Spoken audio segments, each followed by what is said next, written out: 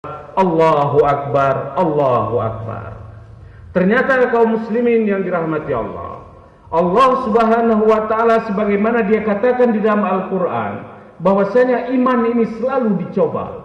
Tidak hanya cukup dengan mengatakan Rabbunallah, Tuhan kami adalah Allah, tetapi Allah katakan kami akan coba iman kamu, dan kami baru tahu apakah kamu beriman atau tidak setelah kamu lulus dari cobaan yang kami berikan.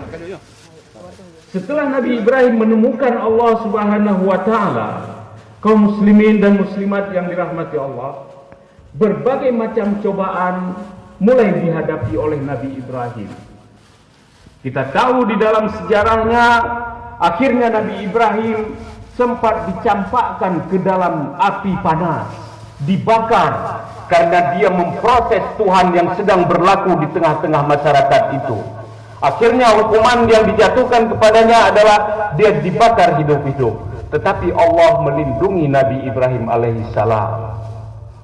Begitu juga setelah dibakar itu kaum muslimin, cobaan iman Nabi Ibrahim tidak sampai di situ saja. Dan bahkan cobaan yang terberat diberikan, saya pikir, kepada Nabi Ibrahim. Tidak ada cobaan iman yang melebihi berat yang dihadapi Nabi Ibrahim, kecuali hanya satu-satunya Nabi Ibrahim lah yang mengalami cobaan yang demikian berat. Bayangkan kaum muslimin yang dirahmati Allah, pada saat dia merindukan seorang putra dan Allah memberikan keturunan kepadanya Ismail, pada saat Ismail menjadi buah hatinya, penyejuk matanya, tetapi Allah Subhanahu wa taala menguji Ibrahim. Ibrahim, apakah engkau lebih cinta kepada Allah atau lebih cinta kepada putramu Ismail? Sehingga di dalam surah As-Saffat ayat 102 kaum muslimin yang dirahmati Allah, Nabi Ibrahim suatu hari dia mengatakan kepada anaknya, "Ya bunayya, wahai anakku tercinta." Bunayya, kata Nabi Ibrahim, wahai anakku tercinta, inni ara fil manami anni azbahuka. Sesungguhnya aku melihat di dalam mimpiku, aku ayahmu menyembelih kamu wahai Ismail. Fanzur maza tara, bagaimana pendapatmu?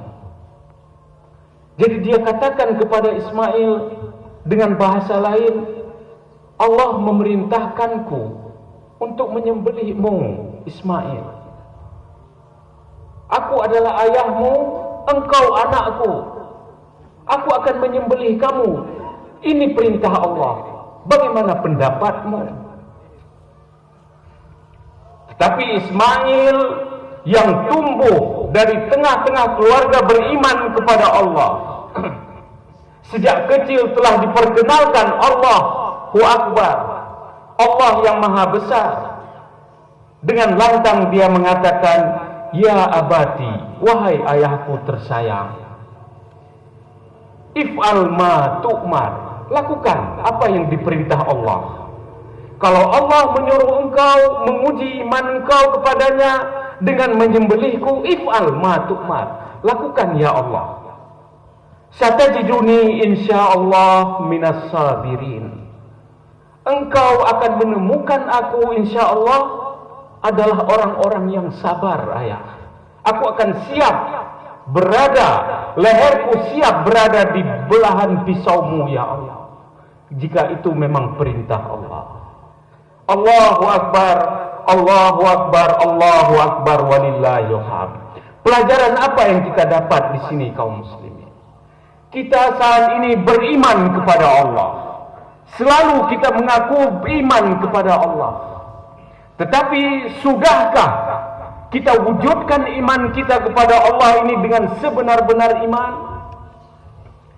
Sehari semalam Allah panggil kita, hayya 'alas shalah, hayya 'alal falah. Sudahkah kita penuhi panggilan Allah itu? Nabi Ibrahim disuruh untuk menyembelih putranya Ismail, dia laksanakan. Dan kita hanya hadir ke masjid untuk menyembah Allah, itu pun enggan kita lakukan. bagaimana kita akan berhadapan kepada Allah kelak ketika Allah mempertanyakan keimanan kita kepadanya. Karena itu kaum muslimin yang dirahmati Allah, kita ambil pelajaran dari sini bahwasanya Ibrahim alaihissalam mengajarkan kepada kita begitu kuat imannya, begitu dalam